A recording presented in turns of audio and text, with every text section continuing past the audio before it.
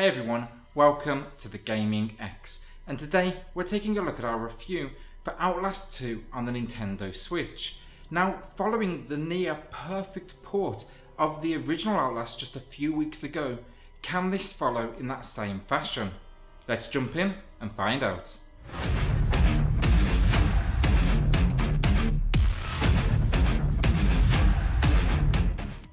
So before we do get started today, if you are new here, then if you find any value in this review at all, then consider hitting subscribe.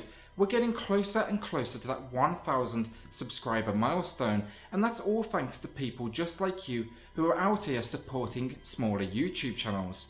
In return, every week we have all the latest news and reviews across the Switch's catalogue.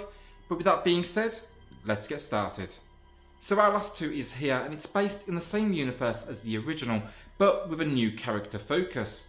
Taking on the role of Blake Langerman alongside his wife Lynn, you are both investigative journalists travelling deep into Arizona wilderness. You will be following a trail of clues which started with the murder of a pregnant woman known only as Jane Doe. Here you meet Sullivan Knopf and his followers, or murderers should I say, as they prepare for the end of the world. So I've got to say, as storylines go, I found this one was a much deeper experience in comparison to the original. It takes the core concept of investigative journalism for the storyline, but it adds more immediate stakes with a missing persons subplot. Overall, it's a fantastic cast of characters here brought to life. I will admit they can be pretty one-dimensional at times with no real development, but they will more than satisfy your horror cravings. So graphics, and all I can say is wow.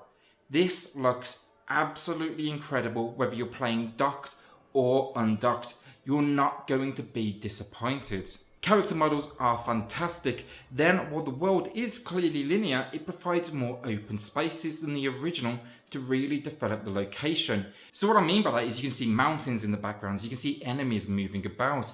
It really builds upon the dread and the natural environment you're in. This is not only murderers out here, but you're absolutely in the wilderness. You compare this to the original, which was just tight corridors and the action was always mere feet away from you.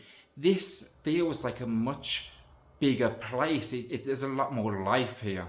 Finally, the lighting, and this is simply stunning. Now, I had my concerns as this was a much more demanding game than the original, but they've absolutely crushed the port, not only in this area, but pretty much every area. You won't be disappointed, and I would say this is one of the best looking games on the Switch right now. One issue I did have was playing handheld though in light.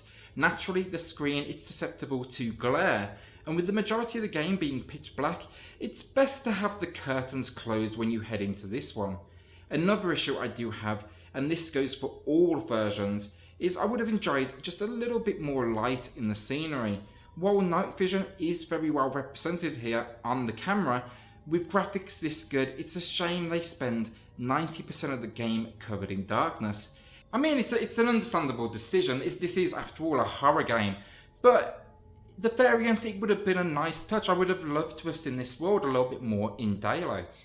So gameplay, and this really does, honestly, little to distinguish itself from the original. It's more of the same, but that's not necessarily a bad thing. I mean, after all, it did pretty much reinvigorate the first-person horror genre. I'm pretty confident we can thank the Outlast series for the incredible Resident Evil that recently was released. Let's just hope we see that one on the Switch as well. So here, you'll have basic controls, and they're not going to be a surprise to anyone. Directional movement, crouch, sprint, and crawl.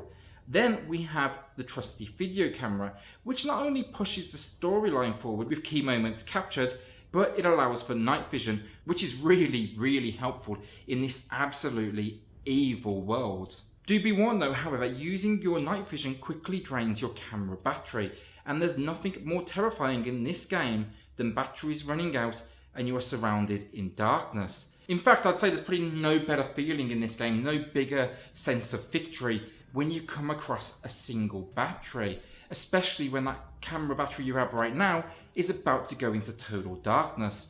It's a hugely intense system, and one that pays off exactly as it did in the original.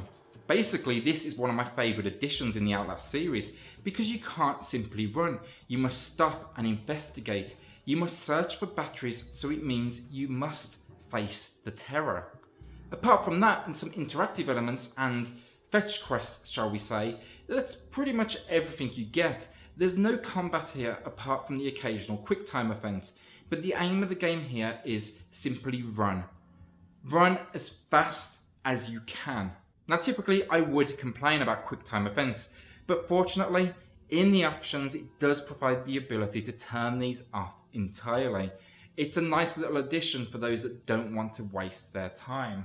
Now I mentioned in graphics earlier that the wide open spaces are something special from the tight corridors of the original. Unfortunately though, this environment also causes the game's main issue, and that is trial and error. In the previous title, it was always pretty simple to work out where you needed to be. An enemy sneaks up on you, he's pursuing you. You'd know generally this part of the building, this end of the corridor, wherever it may be. When you've got a big open space like this in the wilderness, even though they are fenced off sections, it can be difficult to work out exactly where you're supposed to be. I frequently was pursued by these enemies, and I was essentially just running in any direction, hoping I was going the right way. Frequently, it was maybe one of 20 doors that I hadn't tried yet, or a small cut in the fence. The game really gives you no guidance, so you're going to be pretty much dying repeatedly, reloading and trying it again.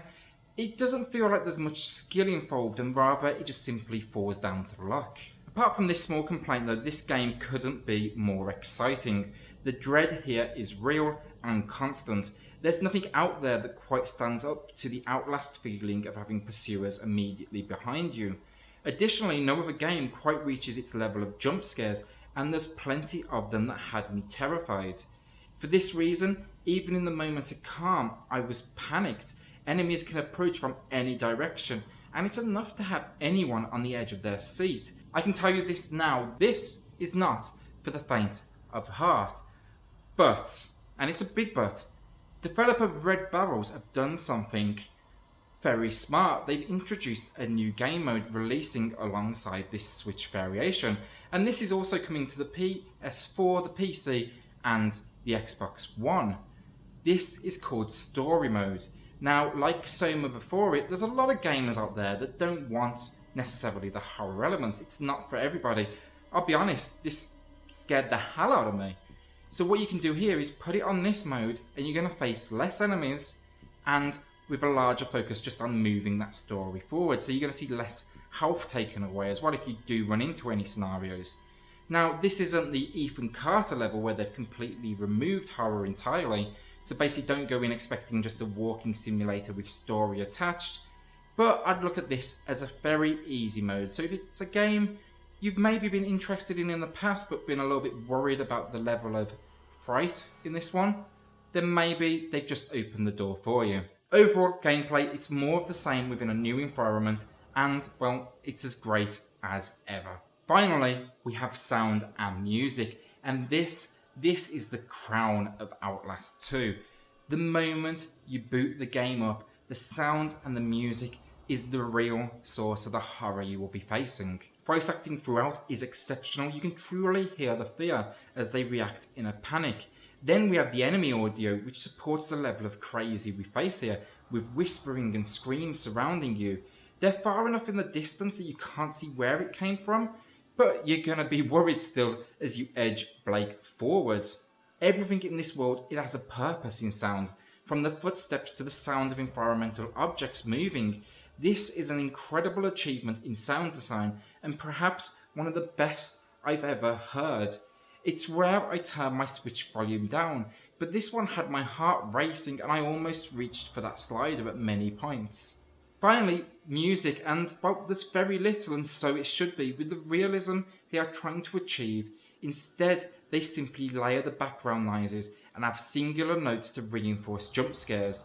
It all works incredibly well, and if you pick this game up, I suggest the volume either up loud or ideally a pair of headphones, because without sound you're going to be missing 90% of the horror experience here.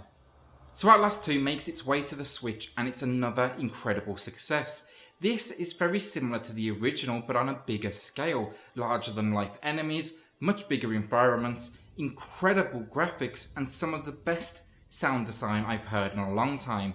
Then this all revolves around an incredibly well paced and impactful storyline. This is one of the best horror games of the last few years. Unfortunately, it's not without its issues, however. A world this beautiful could have done with a bit more guidance, as you're frequently forced to restart as enemies chase you. With the lack of corridors as per the original, your path is not quite clear and you'll find yourself dying frequently, but not particularly down to skill. I much prefer the new world, I'm going to say that immediately. This is an incredible environment, but maybe for the next one, I'd like to see maybe just a few directions, just some hint, some clue of where I should move to next. Apart from this though, I have very little complaints. This is a true achievement to see this running so exceptionally on the Switch docked or handheld. You'll face no frame rate issues, no issues in fact at all. This runs so smoothly. It's a stunning game that proves the Switch isn't quite as far behind the competition as many seem to believe. Welcome to the new world of Nintendo where R-rated is welcome. The Gaming X awards Outlast 2 a great 8 out of 10. So that's it, Outlast 2 is here and we think it's absolutely great and we urge you to go pick this one up. But what do you think? Let us know in the comments below.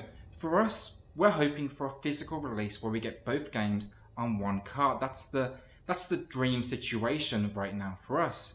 With that being said, if you did enjoy the video today, if you found any value from it or it's helped you make a decision, then consider hitting subscribe and helping us get to that 1,000 subscriber milestone. It truly is appreciated and we can't thank any of you that are subscribed already enough. With that being said, thanks so much for watching and we'll see you on the next Gaming X.